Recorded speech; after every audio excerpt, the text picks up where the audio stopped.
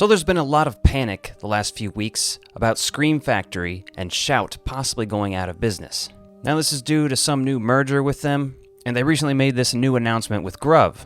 Honestly, this announcement doesn't sound too bad in itself. There's a lot of theories floating around, but I wanted to take this time to look through my collection and see what I have from Shout and Scream Factory. And I gotta say, it's not as much as I thought it might be. So let's start with some of the DVDs. Up first, we're looking at Elvira's Movie Macabre. 2 episodes, a double feature. Count Dracula's Great Love and Frankenstein's Castle of Freaks. Hosted by, obviously, Elvira, Mistress of the Dark. Now, as you see there, it is simply a Shout release. If I'm not mistaken, though, this existed before Scream Factory was a thing. I don't know the exact history of Scream Factory, but we'll put the date of their inception here. Shout, however, has been putting out stuff long before Scream Factory in itself, and this is one of those releases. Let's take a look inside. Inside, there is a glorious insert of Elvira. Let's take that out and look at that. You have her on one side. Fantastic little print there. And on the other side, more from Shout Factory. I love having these still intact and with the release. Super fun. On the inside, you'll see Elvira on the side there. Beautiful packaging. We flip it over. We have both movies on separate discs. I do like that. And again, Elvira under there. Solid release. Next up, part of the Roger Corman's Cult Classics series, Piranha. Now this is a movie, I have this on DVD, and it's a Shout Factory DVD, you know?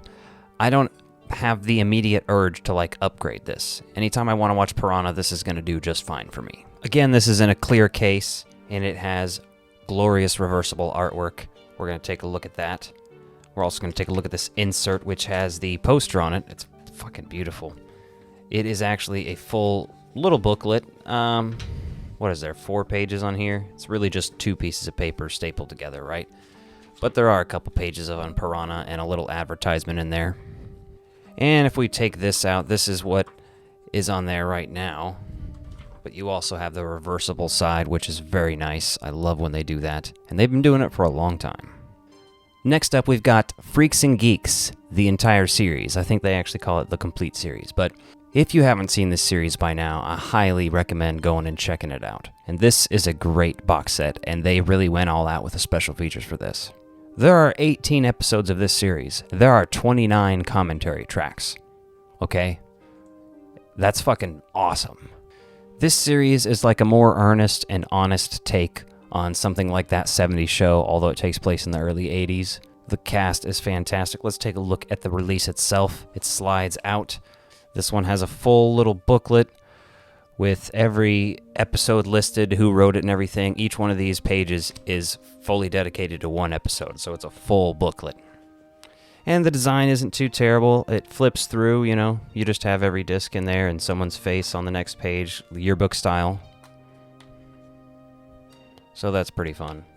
This is one of those releases that I sometimes forget was done by Shout. Classic release, though, and awesome show.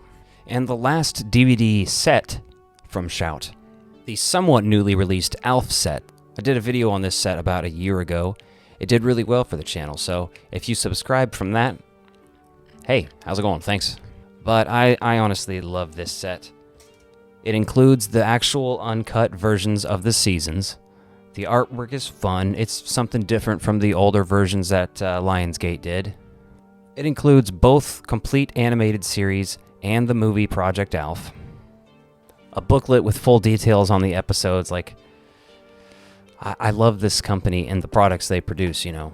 I mean, every one of these companies has issues for sure. I could go on about that, but it isn't time for that in this video. Now on to Blu-rays. I do have a Shout Select version of The Burbs. This is actually a pretty recent purchase for me. I got it in the last couple months. Hi, Yoshi. They just want to be loved on. They don't care about Shout Factory or Scream Factory at all. But anyway, another fucking fantastic, great release from Shout. Shout Select specifically. And finally, onto the actual Scream Factory releases. There's going to be mostly Blu-rays and a few 4Ks here, but first up we've got Sleepaway Camp, the Blu-ray. Fucking fantastic Blu-ray, by the way. I love this thing. It obviously has reversible artwork with the original artwork in there. My cat is clawing at my necklace. He's got me by the neck right now. As far as Sleepaway Camp goes, I don't feel like I need a better version than this. I have this, and I have the Red Cross box set, and I don't think I need anything else. Very similar to Sleepaway Camp, I also have the Ginger Snaps release. Again, with reversible artwork. Excellent special features, excellent scans. These both look fucking fantastic. And the thing is when I was buying these, I wasn't like, oh, these are Scream Factory movies or anything. I just bought them because I liked the movies. Only, like, super recently was I, like, actually looking at boutique labels' websites and, like, evaluating their products based on scans and special features and design and stuff like that. Before, I just wanted to own the movie in the most convenient version. Whatever the newest release was, or the cheapest version, if I didn't care about the movie very much. Moving on to another series, obviously the Friday the 13th Collection Deluxe Edition from Scream Factory. Now, you know what? Looking at this, I really, really just want the Halloween set to go next to this on the shelf. I think that'd be satisfying. I think that's next on the list for big, big box sets. But anyway, I've already done a couple videos where I talked about this extensively, so if you're interested in seeing that, go check that out. However, I will say it is a fantastic release and one of my favorites in the collection. And lastly, we've got some 4Ks.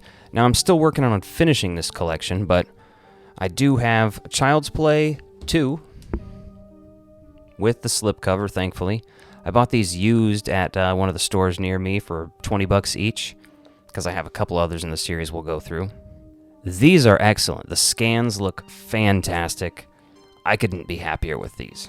Now, I only have 3 out of the series on 4K so far. I have them all on DVD in that cool box set, but just haven't upgraded them all yet.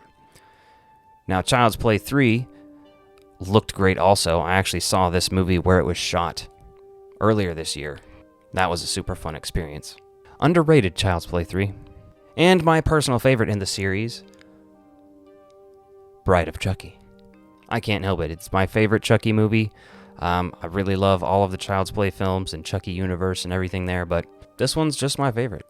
And it's one of my favorite 4Ks. The movie looks excellent. And there's some pretty great special features on this thing. All in all, I have a huge collection of movies, but I've never been someone who seeks out boutique label releases specifically. I have a bunch. If I go through there and look through all my movies, there's like, it's crazy all the companies that are in there. You're going to see releases from Rhino, you're going to see Criterion, there's Arrow, there's TerraVision, there's Blue Underground, it's countless, you know what I mean? But I was surprised at how few I actually had. That Halloween set though, I'm coming for you. If you like this video, be sure to check out this one and hit that subscribe button. Thanks for watching.